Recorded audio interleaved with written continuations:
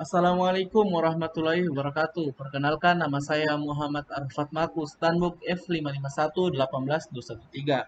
Pada kesempatan kali ini saya akan membahas tentang Undang-Undang Informasi dan Transaksi Elektronik serta Cyber Law yang ada pada mata kuliah Digital Forensik. Apa sih UU ITE dan juga Cyber Law? Kenapa harus diberlakukan di Indonesia? Karena kemajuan ilmu pengetahuan dan teknologi membawa berbagai implikasi kompleks dalam kehidupan manusia dan hubungan antar negara. Seiring dengan perkembangan teknologi internet menyebabkan munculnya kejahatan yang disebut cybercrime atau kejahatan melalui jaringan internet. Munculnya beberapa kasus cybercrime di Indonesia seperti pencurian kartu kredit, hacking beberapa situs, menyadap transmisi data orang lain, misalnya email, dan memanipulasi data dengan cara menyiapkan perintah yang tidak dikehendaki oleh komputer. Lalu, apa sih UU ITE? UU ITE adalah undang-undang yang mengatur tentang informasi serta transaksi elektronik atau teknologi informasi secara hukum. Undang-undang ini memiliki yurisdiksi yang berlaku untuk setiap orang yang memiliki perbuatan hukum. Sebagaimana diatur dalam undang-undang ini, baik yang berada di wilayah Indonesia maupun di luar wilayah Indonesia. Kemudian tujuan dari Undang-Undang ITE yaitu yang pertama, mencerdaskan kehidupan bangsa sebagai bagian dari masyarakat informasi dunia, mengembangkan perdagangan dan perekonomian nasional dalam rangka meningkatkan kesejahteraan masyarakat. Yang ketiga, meningkatkan efektivitas dan efisiensi pelayanan publik. Yang keempat, membuka kesempatan seluas-luasnya kepada setiap orang untuk memajukan pikiran dan kemampuan di bidang penggunaan dan pemanfaatan teknologi informasi seoptimal mungkin dan bertanggung jawab. Yang kelima, memberikan rasa aman, keadilan, dan kepastian hukum bagi dan penyelenggara teknologi informasi. Manfaat Undang-Undang ITE terbagi atas 4. Yang pertama yaitu menjamin kepastian hukum bagi masyarakat yang melakukan transaksi secara elektronik. Yang kedua, mendorong pertumbuhan ekonomi Indonesia. Yang ketiga, sebagai salah satu upaya mencegah terjadinya kejahatan berbasis teknologi informasi. Yang keempat, melindungi masyarakat pengguna jasa dengan memanfaatkan teknologi informasi. Lalu, dampak positif dari Undang-Undang ITE terbagi atas 5. Yang pertama, memberikan peluang bisnis baru bagi para wira swastawan di Indonesia. Kemudian, mengantisipasi kemungkinan penyalahgunaan internet yang merugikan. Yang ketiga, memberikan perlindungan hukum terhadap transaksi dan sistem elektronik. Hal ini memberikan kenyamanan bagi pengguna teknologi informasi untuk melakukan transaksi melalui internet. Yang keempat, memberikan perlindungan hukum terhadap kegiatan ekonomi. Hal ini memberikan rasa nyaman dalam setiap transaksi yang dilakukan. Yang kelima, memungkinkan kejahatan yang dilakukan oleh seseorang di luar Indonesia dapat diadili. Lalu dampak negatif Undang-Undang ITE, banyaknya pasal karet tumpang tindih dengan pasal lain. Contohnya kasus Prita Mulyasari yang berurusan dengan Rumah Sakit Omni Internasional juga sempat dijerat dengan undang-undang ini. Prita dituduh mencemarkan nama baik lewat internet, padahal dalam Undang-Undang Konsumen dijelaskan bahwa hak dari konsumen untuk menyampaikan keluh kesah mengenai pelayanan publik. Hal ini memiliki tumpang tindih dengan pasal lain, yaitu tentang Undang-Undang Konsumen. Lalu, saya akan membahas salah satu pasal, yaitu pasal 28 ayat 2 Undang-Undang ITE, yang berbunyi, setiap orang dengan sengaja dan tanpa hak menyebarkan informasi yang ditujukan dan untuk menimbulkan rasa kebencian atau permusuhan individu dan atau kelompok masyarakat tertentu berdasarkan atas suku, agama, ras, dan antar golongan atau biasa disebut SARA.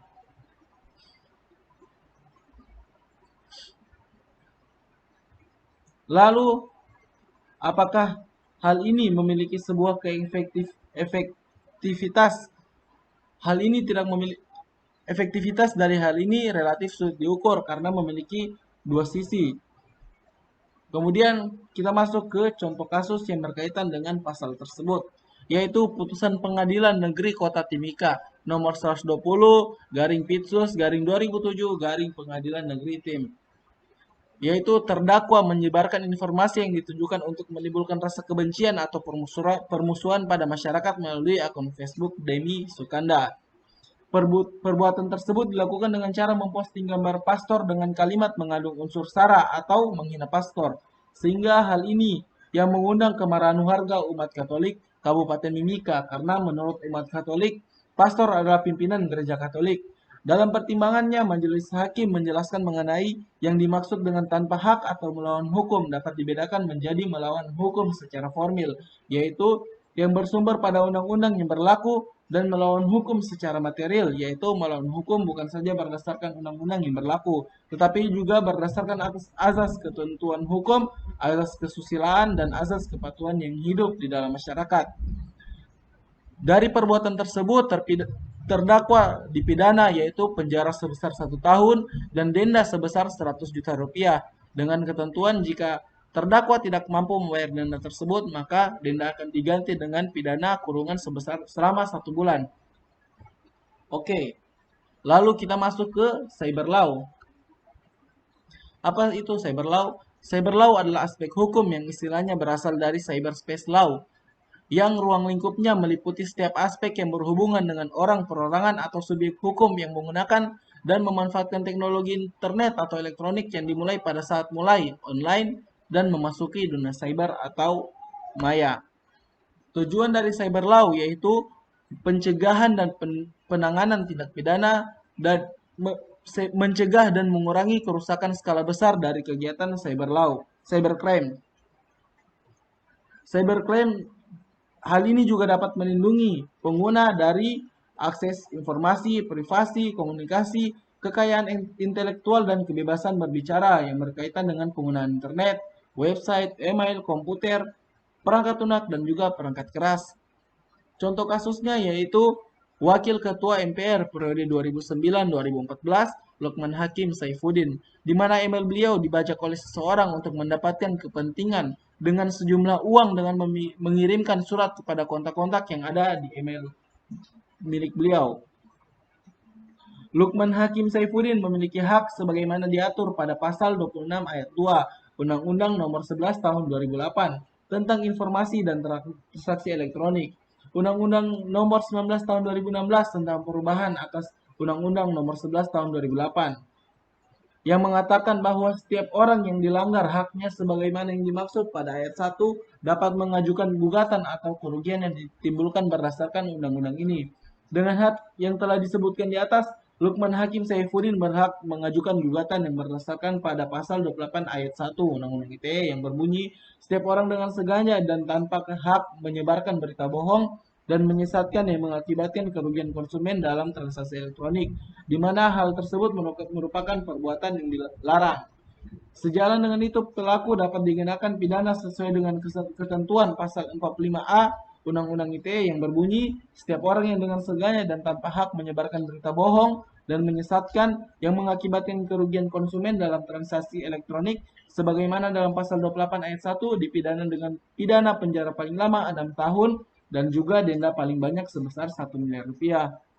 Dalam kasus yang menimpa Lukman Hakim Saifuddin, pelaku kejahatan dunia maya yang membajak email beliau juga diterapkan dengan pelanggaran pasal 378 KUHP tentang penipuan yang berbunyi, barang siapa dengan maksud untuk menguntungkan diri sendiri atau orang lain secara melawan hukum dan memakai nama palsu atau martabat palsu dengan tipu muslihat atau rangkaian kebohongan, menggerakkan orang lain untuk menyerahkan barang sesuatu kepadanya atau supaya memberi utang maupun menghapuskan piutang, diancam karena penipuan dengan pidana penjara paling lama 4 tahun.